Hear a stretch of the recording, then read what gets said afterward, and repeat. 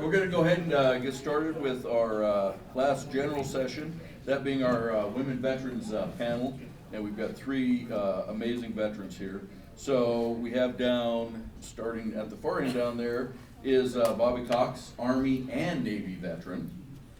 So she gets all the jokes. We have Dallas Knight, Army combat veteran, and we have Katie MacKenzie, a Navy veteran.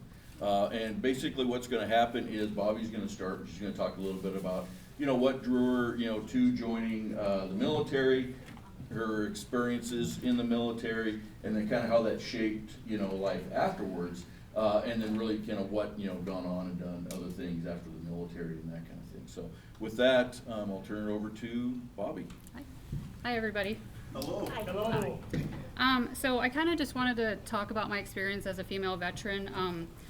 I never knew when I was young that I actually wanted to join the military. I was approached when I was a junior in high school, and recruiters come up to you and they want you to join, and I was like, I don't know, my mom will probably kill me. So the recruiter kind of talked everything up, and I really wanted the medical field, and they're like, we can do this for you. And so when I got home, I was 17, and I told my mom and begged her pretty much, and she finally came and signed the papers and cried why she did it, because she obviously didn't know what was going to happen. But I joined the military obviously for three reasons. The first one was my grandfather. He wanted a female to join the military. It was something that he had always wanted before he died. The second one was I kind of grew up in a small town on a ranch. I knew that my parents could never afford to send me to college or what I was going to do after that. And then the third one is because I was always told I was never going to be able to do it. So I had to prove people wrong.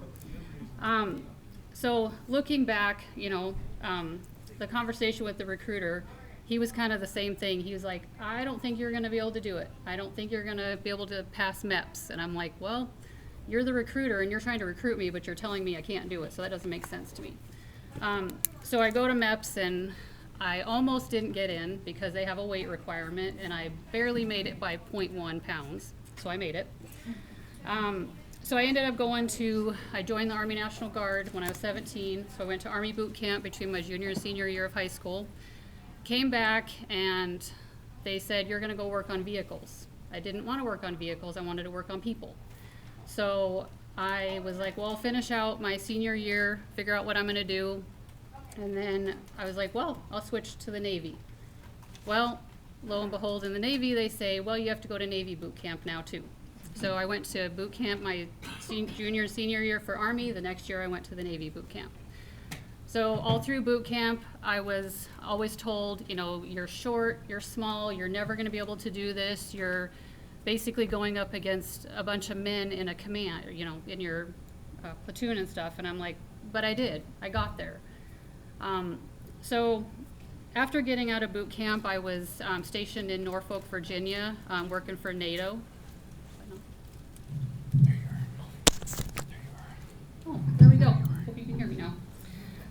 So after I got out of Navy boot camp, I was working at NATO in Norfolk, Virginia. And while everybody thought this was a great job, it was actually very scary, because how many people know where Reed Point is? Yeah, there's nothing there. You literally blink and drive by. Population 100, dirt roads, bar, gas station, a school, nothing exciting. My first job at NATO was driving admirals around. That was horrifying in Norfolk, Virginia. They give you a big Crown Vic and some keys and a paper map. I'm like, I don't have Google Maps on my phone or nothing. It was terrifying. So when I was working at NATO, I did get involved with like Honor Guard and Color Guard. Probably one of the best things I got to do. I met so many amazing people doing that. But then 9/11 happened, and working for NATO, unfortunately, with admirals and stuff, we had to go to the Pentagon, and we went to New York, and had to help with all that. So that's kind of what we did there. After NATO, I went to the USS Saipan. So I was only there for about 9 months, and I did supply and maintenance, which was an okay job. But then I got pregnant, and so then I ended up on the airfield. After that, I just said, well, I'm going to get out. I don't want to leave my daughter. So I got out. I stayed Ready Reserve for 4 years after that. So just as a female in the military, I think we have a lot of challenges that we have to do. We kind of break through some barriers and overcome those stereotypes as a female of you can't do this, but you can. We are success stories, obviously. So right now what I do, I work as a nurse, so I'm also an advocate for my patients. When I got out of the military, I went to school and got my nursing degree. So women veterans, we obviously face a lot of challenges, whether they're seen or unseen, and so most of the people that I take care of in the nursing field are men. However, I do encounter some women that don't necessarily know what to do or where to go with things, so I'm that advocate and that mentor to kind of, you know, guide them as a way to go.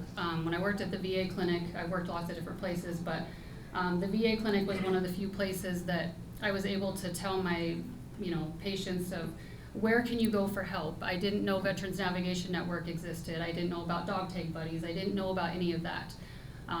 So in nursing, we're able to give that stuff out for people to understand that. So recently I became a peer mentor with Veterans Navigation Network to help those in military life transition to civilian life. When I came back to civilian life, I had no idea what I was gonna do. I didn't have I had my family here in Montana, but I was married and my husband was from Oklahoma, and so I didn't know what I was gonna do. I didn't have a job, I didn't have any friends, I didn't have anything when I left. So I didn't have any resources. I knew I wanted to go to school, but I didn't know how I was gonna get there. So thankfully the VA here in Billings, actually, I've had the same provider for over 15 years. She saved my life, probably from going down the wrong path.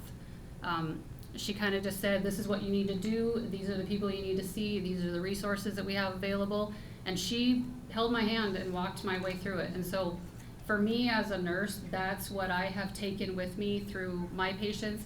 I love my doctor, and I'll always like talk her up and just say, you know, no matter what you do, there are tons of resources out there, and if I can help somebody, you know, from, you know, suicide, I will do it. I give 988 all the time and the 211 to my patients, because just because in the field that I work in doesn't mean that patients, I work at a rehab hospital, and you know, they're kind of stuck in there, they have lots of trauma going on, you know, and they still need it regardless. So that's my job, and that's what I've done. I also give back to the community in a lot of different ways. I volunteer with Veterans Navigation Network, but my husband and I run a nonprofit where we give out Christmas trees and decorations to underprivileged, and yes, while we do underprivileged, we also partner with Adaptive Performance Center, and we pick out veterans every year. So every year we give them a little bit extra. A company will usually give them extra money to buy gifts or something, and like this last year, we had a gentleman that he was just a single father. He had 2 kids, and he said I could share his story, so I'm not doing it behind his back. He was just struggling to make ends meet. I talked to him on the phone. He's like, I don't know how I'm going to pay for gifts. I don't know how I'm going to have food. He didn't know how to do anything. And so kind of what I did is, you know, I just asked him, hey, can we give your information out to another company? And aside from Veterans Navigation Network and Phillips 66, he got those gifts, but another company picked him and his family up to make sure that he had food for Christmas. So aside from that, I'm really big in the community to make sure that there's other needs met aside from that. So that's why I am the way I am.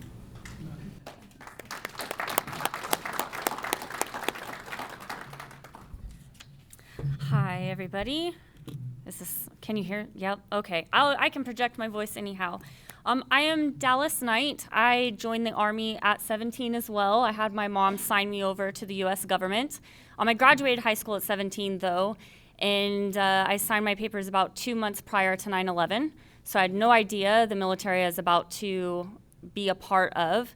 My primary motivation for joining the military was, well, I felt like I had 2 options at that point. Growing up in Las Vegas, I didn't make a whole lot of great decisions, and by the time I figured out that your family stature or your grades had such a huge impact on the projection of your adult life, it was too late. I came from a huge family of military veterans, all males at that point. I was the first female in my family to go into the military. My grandfather was in 3 wars and started in the Army and retired out of the Navy. My uncle is a Vietnam veteran, And I had many, many cousins who were all mostly in the Air Force, one Army. And so I decided that I was going to pursue the military, but I wanted to go against the grain, so I went into the Army. Recruiters, you talk about recruiters, and I always call recruiters used car salesmen of the military, because they have a quota to fill, and so they have to slot you into where they need to fill people. So when they are asking you questions and trying to figure out, where to put you, I had a pretty rough childhood where drugs and alcohol were prevalent, and I had this, at that time, kind of a fantasy of working for the DEA.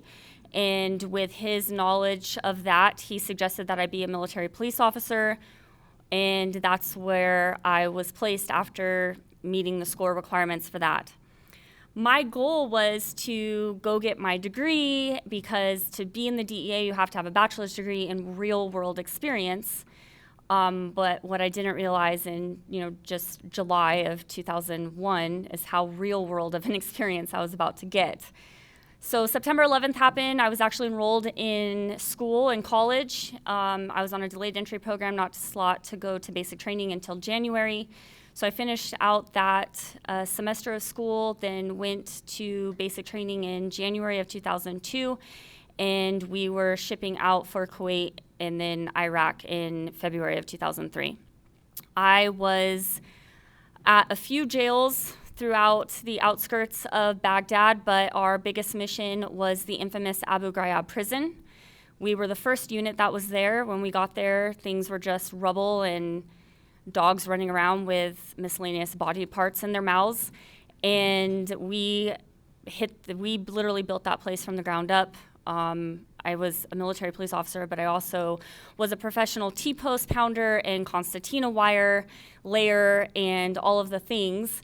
And then the unit that came in to replace us so that we could finally go home towards the end of 2003 is the one that prison is now infamously known for. So they put a big damper on the amazingness that we did there, primarily because not only were we coming home from war and from a combat zone, dealing with all of the traumas that just come with that. A couple months after being home, we were now also being investigated, and much of our leadership was having to go fly to Texas to testify on behalf of our unit to justify that we did good things, not bad things, and that we didn't pass this negative baton to that unit as they had initially claimed. If you ever followed the story, we were absolutely cleared of any wrongdoing. But I have carried throughout my entire life now since that point, when someone asks me, oh, well, where were you in Iraq? I immediately get into a defensive position, because as soon as I say the words Abu Ghraib, I have to say, but I wasn't that unit. To make it worse, I was the 72nd Military Police Company, and it was the 372nd that were the ones that, were the a-holes over there. So coming home, again, dealing just with all of the things, I held a top secret security clearance, and I knew, and actually in the last few years, I found my old go or no-go sheet, when you get out processed from certain areas or deployments of that nature. And I was going down this go or no-go sheet, and for those of you who aren't aware, it's basically just a, do you have this, or have you done that, or questions, and based on your responses, you just get a go or no-go. There were several goes that should have been no-goes, and I should have been pushed into some type of mental health help at that time. I was having nightmares, I wasn't sleeping, I wasn't eating, I was irritable, I was anxious, I was depressed, I was all the things, and that's all on that paper. The military just goaded me. So some other people were brave and courageous, and they went and sought help. The thing is that their security clearances were ripped from them the minute they were diagnosed with PTSD in 2004. So I avoided it at all costs, because I went from the military directly into law enforcement. So the Army set a foundation for me, giving me the validation that a lot of us veterans get in our career world, right? We kind of somewhat get a leg up, and we damn sure we should. But I ended up with the Nevada National Guard on orders and weaseled my way into a guard analyst position with the DEA. So despite being rerouted a couple ways sideways, I did make my dream come true. A little bit different. I wasn't an agent. At the time, I had a 2-year-old boy, so I didn't necessarily want to kick down doors and put myself in hostile environments again. But I operated on the support capacity as an intelligence analyst. I was actually a Las Vegas Metropolitan Police Department employee a year later, appointed to the DEA, and I continued that career for about a decade. Point being, I, again, had a top secret security clearance. I still hold one. I was so scared of having my security clearance ripped from me and my career being taken from me that I never sought help. I never talked about anything that I went through. I just stuffed it down. I like to say that I had this black box in the back of my mind that I just ignored and pretend didn't exist, and I left it there. The problem is things like that tend to fester like a cancer, and even though I didn't talk about it and you couldn't really see how it was affecting me on the outside, it was absolutely multiplying on the inside. And in 2021, I broke. I found myself in the deepest, darkest place I've ever been in my life. I contemplated suicide. I think the only thing that kept me afloat was my 2 boys, and that I didn't know how to help navigate them through that loss. Obviously, I wouldn't be there to help them through it, so it's like, well, I better not do it. Otherwise, I had a plan, and it was going to happen. On the outside, no one would have known better. I would push the cart down the grocery aisle with a smile on my face. Facebook posts were happy and joy. Everything on the outside was good to go. My, at that time, husband knew, and he told me I was being dramatic. So it was a toxic relationship. But eventually, at the end of 2021, I found my way out of that, and I felt like I had a breath of fresh air. I ended up in therapy. I started owning a lot of the things that I was feeling over the years, depression, anxiety, being able to say that out loud and be okay with saying it, not hiding it. And after about a year of that, and peeling back layers through therapy, which were initially that toxic marriage, I came face to face with my military career. Now, I kept a journal during my deployment, and I'd never read it in its entirety.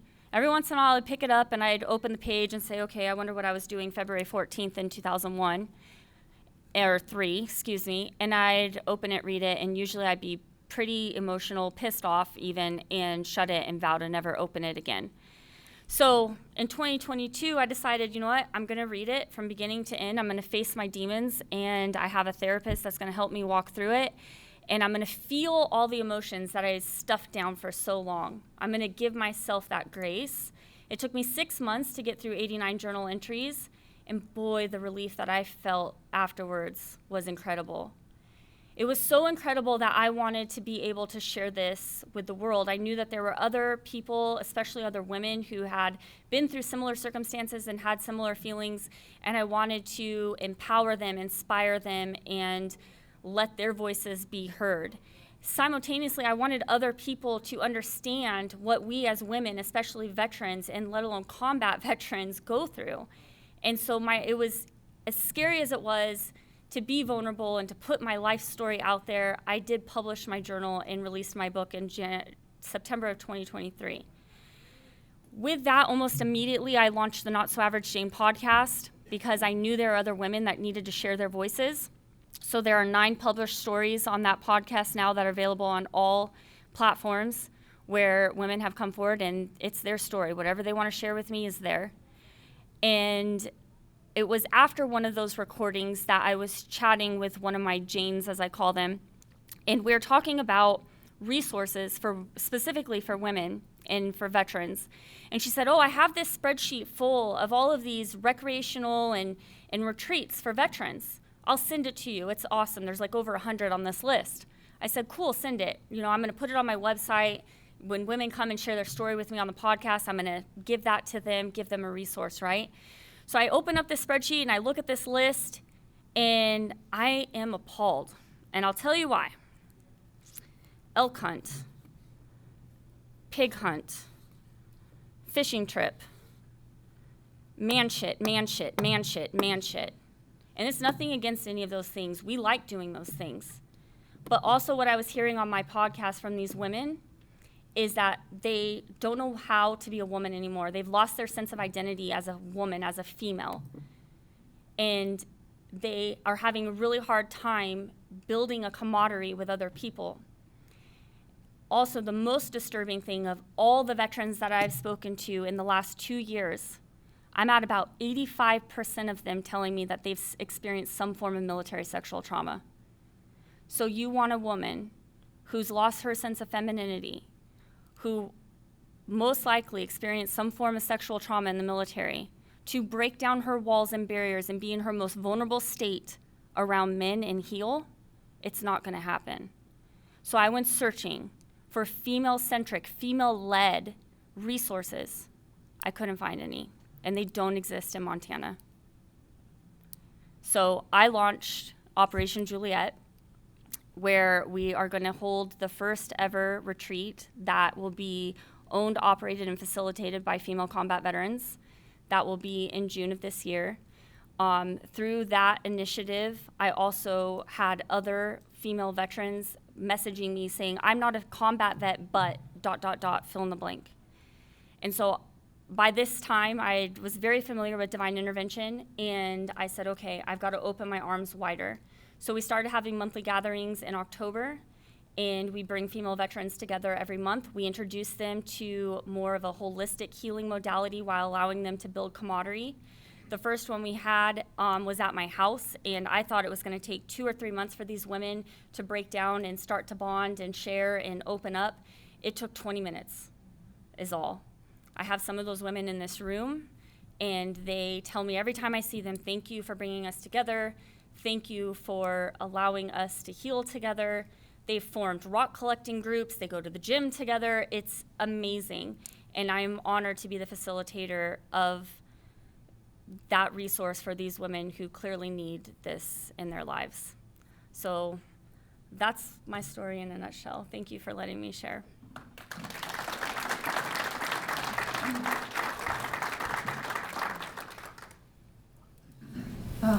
Thank you. Yeah. I wasn't really sure how vulnerable I was going to get today, so thank you. That gave me courage. My name is Katie MacKenzie. I'm a U.S. Navy veteran. Prior to joining the military, I was a teen mom. I was in nursing school at age 17, trying to raise a child. Knowing I wanted to remain in the healthcare field and ran out of money for school, I wanted to join the Air Force. But during that time, I had a GED and I was in college, but I didn't have a high school diploma, and the Air Force said, sorry, we changed the rules, go somewhere else. So I joined the Navy. My family, we've been in the United States or colonies since the 1620s. I've had military veterans all the way back to the Revolutionary War. I thought, you know, I can go to school if I join the military, I can carry on that tradition. I loved it. I was a radioman, and my first duty station was the USS Mount Whitney in Norfolk. I was the second female in tech control. It was a man's club. I swept more P-ways than I ever care to admit, painted, polished silver, never learned my job. Because in 1996, 1997, the Navy really started cracking down on men. Do not talk to those females, do not harass them, or you're gonna kick you out. Men wanted nothing to do with us because they were afraid they would say the wrong thing and it would ruin their career. So there was a lot of backlash and prejudice against the women who we just wanted to learn our job. We just, you know, so I kind of I loved the friendships I made, the other women I served with, but I got a really bad taste in my mouth for the military. There was harassment. I let it go because it didn't affect my job. At that time, I thought, well, it's nothing too severe. Later on, I got married. My husband was my abuser. I couldn't get away from him, even at work. You know, he'd call my command and say, if you don't come home, I'm gonna kill myself. So trying to deal with all of that affected my career. The result of trauma, I didn't realize that it was very common to have addiction issues as a result of trauma. So I was discharged, other than honorable discharge. Never offered any rehab, never offered any counseling services. When I discharged, I went to Green Bay with a boyfriend because I didn't have anywhere else to go. I didn't know what else to do. I thought I'd put it behind me. Went back to nursing school, finished nursing school with honors, got a great job. Was in a good relationship with children, and it fell apart. You know, all these little stressors that individually by themselves aren't a big deal. When you don't deal with trauma and don't have really good coping skills, they just piled up, and my life completely fell apart. That's when I got hooked up with the VA. I was able to get into counseling and rehab and started putting my life back together. But it was really difficult. When the kind of the Women's Health Initiative started in the VA, I really appreciated that because they were saying, you know, they asked, are you, you know, did you experience military sexual trauma? And if so, would you like a female provider? And that was really, really huge for me because it was part of my healing process. I knew that I did not have to be re-victimized and re-traumatized.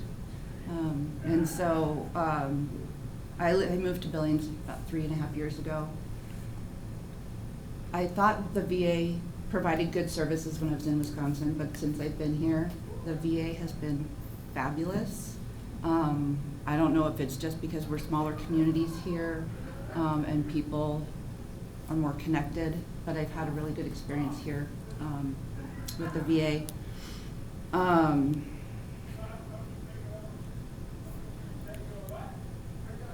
Sorry, I have little crib sheets here. Anyways, I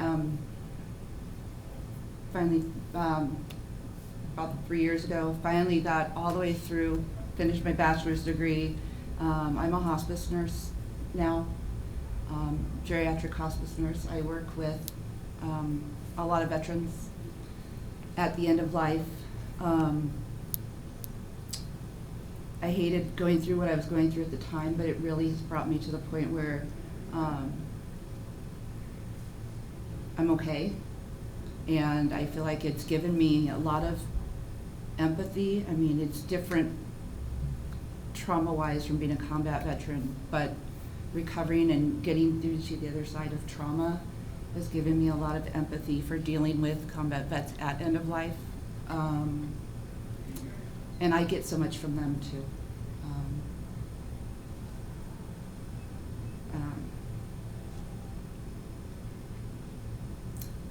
End of life, helping people at end of life has helped me heal probably more than anything. And I'm just very grateful every day that I have. But I'm sorry. Sorry. I never reached out to any female groups or veteran groups because I always felt like talking about it, I felt re-traumatized. But thank you for sharing your story and knowing that you have a group of women veterans that are healing because of you is super inspiring. And I wasn't gonna share any of that today, but it's kind of cathartic, and thank you for listening.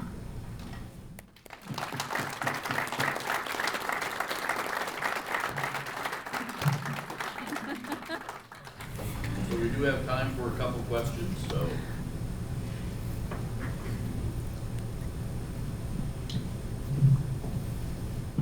Join Operation Juliet, it's amazing. Did you register for one of them, but you couldn't come?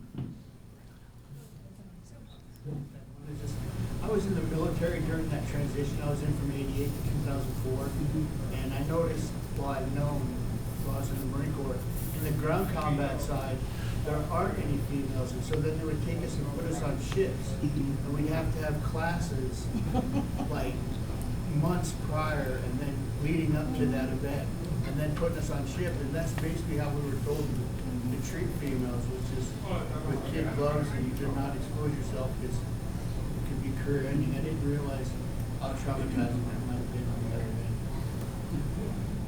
end. It was hard too because I was raised in a family where you treat people with respect. They don't have to earn it, and that everybody gets a fair shot. Military structure was hard because even at a basic, I went in as an E3, I still was a female. And I still was low man on the totem pole, and I still had to earn my respect, but I wasn't given any opportunities to earn respect because they didn't want me anywhere near them. So, yeah. I was just trying to comfort you in the sense that it wasn't, I can't speak for every man Right. that served it, but from my own standpoint, it's not that we were told exactly how to conduct ourselves. Gotcha. Just to piggyback on that, tailhook, I think, screwed it up for a lot of us because did have the respect that if you earned it, then tailhook because somebody up here screwed up and it didn't even affect your unit, and then it trickled down, and then of course it was the woman's fault even if she wasn't there, you know. So yeah, it was a hot mess to have to deal with that. One of my best friends was Stapleton, and I met him on Okie. He wouldn't talk to me playing a pool game because I was a damn WM. But when I stood my ground, I earned his respect, and we're still friends to this day, but it is true. I even had wives tell me I joined the Corps to steal their husbands. Really? 13 weeks at Paris Island to steal your husband. And we're stealing isn't a man worth having, so. But anyway, so yeah, the discrimination came at us from all angles and whatnot, so thank you for saying that. So what you all said resonates with me completely. 29 years, U.S. Army, started with Desert Storm, Armor Division rolled out, Fort Bragg, 4.5 years, commanding paratroopers, all that stuff. And if you don't think I could write a book about those experiences, I could. So thank you for your sharing today. When I got out, and I really could have stayed in, some days I wish I had, but I left for some of the reasons you all are talking about, even as a full colonel, right, because then you're a target. I went through that process you all did. Of course, I was too busy to go through behavioral health, mental health, you know, I had things to do. And eventually founded a nonprofit, a ranch, a place for veterans and first responders to go.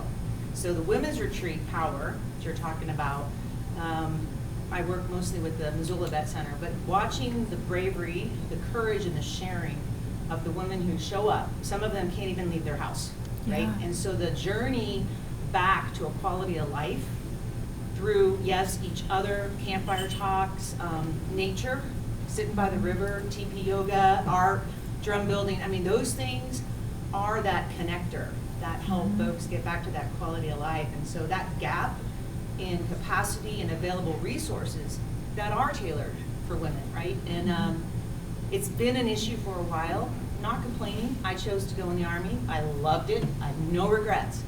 However, the recovery, there is a journey afterwards, and we have to help each other. So Yeah. thank you so much for sharing and what Yeah. you're all doing. It matters, and I applaud you. Well, you too. And I always say the military does an amazing job at training us for everything that we need to do. Not only training, but exposure, right? With mock scenarios and all the things. They do a really shitty job at training us to go back into civilian life and deal with everything that we've been through. So, Human aftermath. absolutely. Yeah. Yeah. I was in a small research and development command, not on the Puerto Rican, but even there, I had some of my military males treat me like they were my big brother or my father all the time, and I says, listen, look at me. I am a professional. I have been through the fires here, you know, to get where I'm at here. And so I need you to let me be who I am. It took a lot. But I had an opportunity to go overseas to help in a mop-up from a war situation, but it's still considered a war situation. And because they needed somebody who could speak Spanish. And the audacity of what these people did to me was just ridiculous. They gave me a Spanish test with artillery terms. I'm supposed to be an inter-liaison with the culture. These people don't care about the military terms. They want me to be able to talk to them in their language so that we could solve problems and get them back to a semblance of their lifestyle after this conflict. And I had, not only that, I had 3 years in college on Spanish history and culture behind me and everything. And here I was, and then when I finally, when it was all over, I asked how their program went, and he says, oh, it was a washout. I said, I could have told you that. Probably got somebody who knew artillery terms trying to talk to them about culture.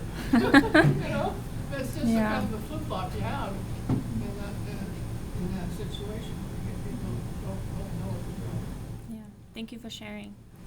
Yep. One more question? So this Operation Juliet, is that only in Billings, or is there a way, I'm from Great Falls, I'm like, how do I start like a chapter, or how do we get more people involved with that? Let's talk. Yes, it is definitely my goal to spread it across Montana. In the next 3 to 6 months, my goal was Red Lodge and Bozeman. Just Red Lodge is right there. Bozeman, I have people there, veterans who are willing to help me with the resources because I can't be there every month. I can be there the first couple months to get it started, but I would love if you're willing and able to start getting it going. We can absolutely talk. Yeah. Well, thank you all very much.